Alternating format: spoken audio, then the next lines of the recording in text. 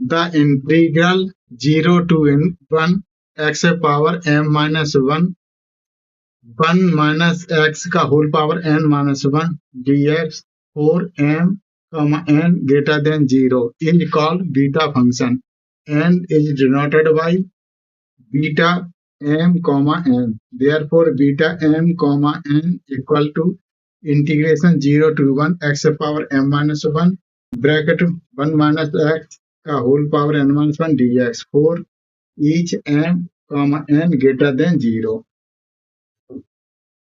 Examples. First, integration 0 to 1 x power 4 1 minus x का whole power 5 dx. तो इसको हम कैसे लिख सकते हैं? Equal to integrate 0 to 1 x power 5 minus 1 1 minus x power 6 minus 1 dx. इसमें माइनस 1 है, कंपल्सरी है, तो क्या फार्मूला होता है? x power m minus 1 into 1 minus x का whole power n minus 1 equal to beta m comma n. तो ये कितना हो जाएगा? ये होगा बीटा 5,6. ये आंसर हो गया बीटा टर्म में. और इसको लिखना चाहूँ तो इसको भी ऐसे लिख सकते हैं 0 to 1 x पावर 1 ऐड कर दो, 1 सब्ट्रैक्ट कर दो, 2/3 प्लस 1 माइनस 1, तो कितना होगा? 2/3 प्लस 1 कितना होगा? x power 5/3 minus 1 1 minus x power 1/2 में 1 ऐड कर दे, 1 सब्ट्रैक्ट कर दे, कितना हो जाएगा? 3/2 माइनस 1 dx. तो ये कितना बन गया? Beta 5/3 comma 3/2. ये बन गया. अब इसको सॉल्व कर evaluate integration 0 to 1 x into 1 minus x power 5 का होल पावर 2 dx. फिर इसको कैसे सॉल्व करेंगे? इसको लेंगे let i equal to 0 to 1 x 1 minus x power 5 का होल पावर 2 dx. तो यहाँ पर जो हमारा है ये वाला कैसा होना? सिंगल रहना चाहिए. वैल्यू पुट कर दो. Putting x power 5 equal to e. This implies x equal to e पे पावर 1/5. x का डिफरेंशियल dx हो गया. t पे 1/5 का क्या होगा? 1/5 t पे पावर 1/5 माइनस 1 dt. ये वैल्यू पुट कर दे इसमें. तो therefore i equal to 0 to 1 x की वैल्यू क्या होगा? t पे power 1/5 1 minus t power 2 dx की वैल्यू 1/5 t पे पावर 1/5 माइनस 1 dt. अब सिंप्लीफाई 1/5 कॉमन ले ले इसको, तो क्या होगा? t पे पावर 1/5 इंटू 1/5 माइनस 1, तो क्या होगा? 2/5 minus 1 1 minus t 3 minus 1 dt. तो फॉर्मूला ये वाले बन गया 1/5. ये बीटा की वैल्यू हो गई बीटा 2/5 कॉमा 3.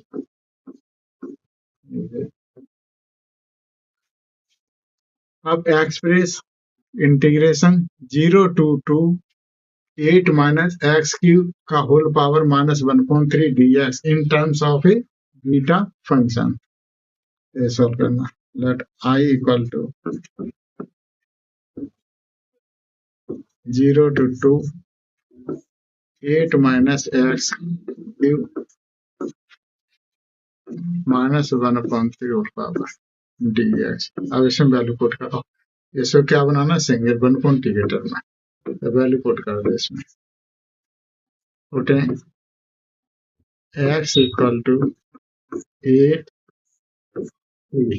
x की इक्वल टू t. तो x इक्वल टू कितना हो जाएगा?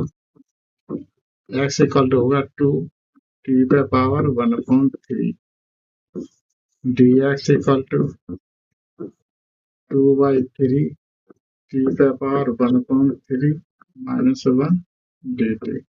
और लिमिट चेंज करो, when x equal to 0, t की वैल्यू क्या होगी 0,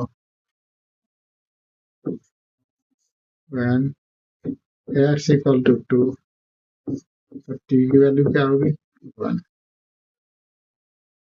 अब वैल्यू पुट कर दो, तो therefore I equal to 0 to 1 8 minus 8t minus 1/3 dx equal to कितने में 2/3 t पे पावर 1/3 -1 dt। 2 इसमें से कॉमन आ जाएगा, 2 पे पावर -1 8 पावर -1/3 तो कितना होगा -1/2, कितना बचेगा सिंपली 1/3 0 to 1 t पे पावर 1/3 -1, ये हो जाएगा 1 माइनस टी। अब इसमें 1 ऐड कर दो, 1 सब्ट्रैक्ट कर दो, तो कितना होगा 2/3 -1 dt। ये आ गया हमारा, कितना आ गया 1/3 बीटा 1/3 कॉमा 2/3। ये आंसर हो गया। और करना तो और कर सकते हैं, क्वेश्चन लिख सकते हैं। जैसे आई इक्वल टू हमारा ये है 0 to 1 x square root 1 minus x power 5 dx। इसको पहले तो ऊपर ले जाओ न्यूमरेटर में, एक्स स्क्वायर, इसको लिख सकते 1 minus x power 5 minus 1/2 dx। अब ये सिंगल बना दो, इसको value put in x power 5 equal to t, this implies x equal to t का power 1/5 dx equal to 1/5 t का power 1/5 -1 dt। Therefore I equal to 0 to 1 t का power 1/5 का whole square 1 minus t minus 1/2 dx equal to 1/5 t का power 1/5 -1 dt। 1/5 common आ गया, 0 to 1 e पे power 2/5 plus 1/5 -1 1 minus t power -1/2 dt। इसे simplify कर दो, ये आ जाएगा 1/5 इंटीग्रेट 0 to 1 t पे पावर 3/5 -1 1 माइनस t पे पावर 1/2 -1 dt। ये बीटा फंक्शन बनेगा, तो कितना आएगा 1/5 बीटा 3/5 1/2। ये आंसर हो गए।